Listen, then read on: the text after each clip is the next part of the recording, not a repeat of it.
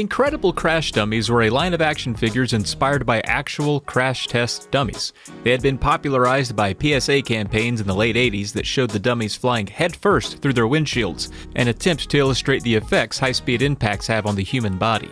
Marketing to kids through the anthropomorphic action figures was a clever move to not only get kids to wear their seatbelts, but also get them to encourage their parents as well.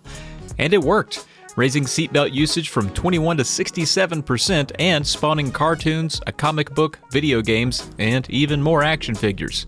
For all you young folk, see, cars back in the day didn't chime at you endlessly when your seatbelt wasn't on. If you didn't want to wear your seatbelt, you didn't have to, and that would always frustrate first responders who had to then guess the trajectory you flew in when you collided with that light pole. Wear your seatbelt. Now, as for the dummies, each had their own names and personalities, which evolved slightly over the years. The NES game centers on characters Spin and Slick, formerly known as Vince and Larry, who were the spokes dummies for the campaign, and really the key figures of the dummy unit. Then Daryl had the Crash Chopper, Spare Tire had the Crash Cycle, Skid the Kid was in a Crash stroller, and Hubcat and Bumper were Crash pets. There were a few others that were limited to specific countries or only available via mail-in offers. And the toys were pretty neat and quite coveted for the time. The packaging was eye-catching alone, with bright orange boxes outlined in caution designs and images of cars smashing to pieces. And that was the cool thing about the cars, you could crash them and then they would snap back together ready to crash again. I'm not sure that taught kids anything about the lasting nature of a severe crash on humans or cars alike, but who cares? These toys ruled. Well, I tell you who cared, the government, and angry parents who felt the toys were glorifying car crashes a bit too much. Not only that, but the toys, while fun, often broke apart and created small, chokeable pieces for smaller kids, leading to PSAs for a toy line that was born out of a PSA to start with. Yikes.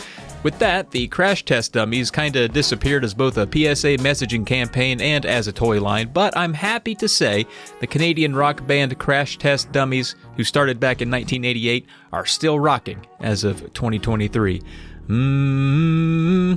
Anyway, what's up with the NES game?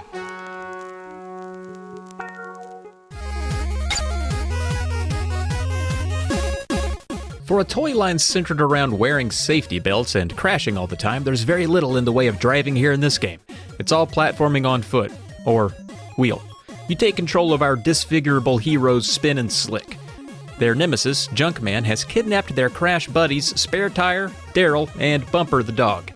Rescuing them means overcoming waves of Junkman's junk bots, traps, and obstacles through 9 platforming stages. The controls are pretty self-explanatory. A to jump, B to use what the game refers to as tools, but they're weapons. Your main weapon is an exhaust gun that stuns enemies. Pressing select cycles through your arsenal. There are other items you can pick up that take action right away, like steering wheels for brief invincibility or a rocket that maximizes the dummy's speed and leads to more trouble than it's really worth. All over the place you'll notice little orange traffic cones.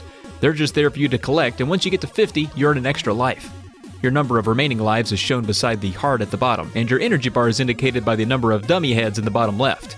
And if you find a spare head kicking around, pick that up for a little extra health and points.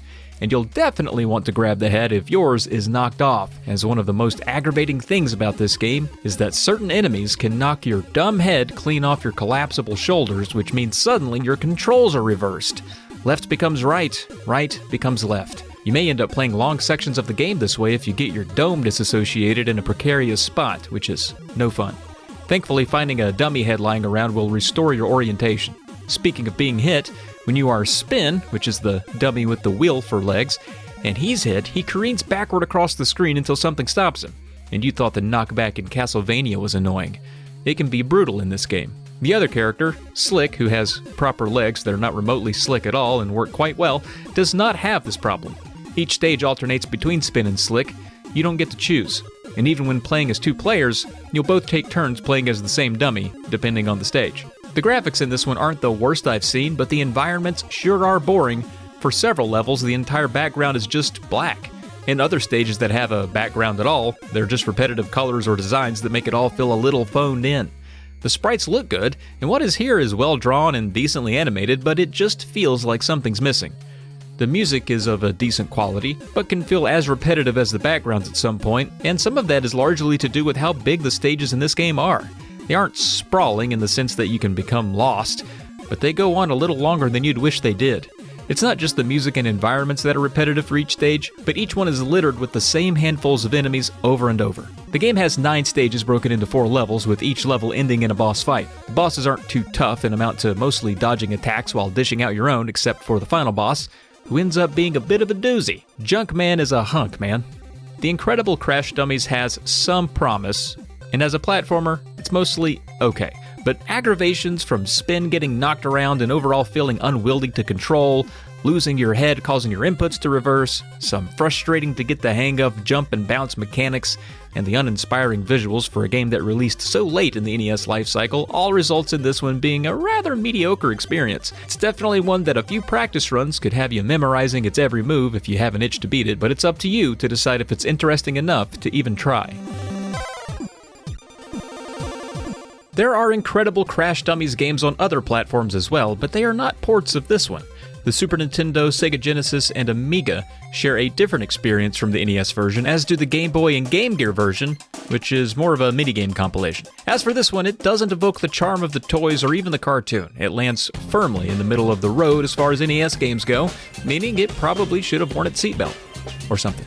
Anyway, that's going to do it for today's game, the incredible Crash Dummies, and as always, don't text and drive. And thanks for watching.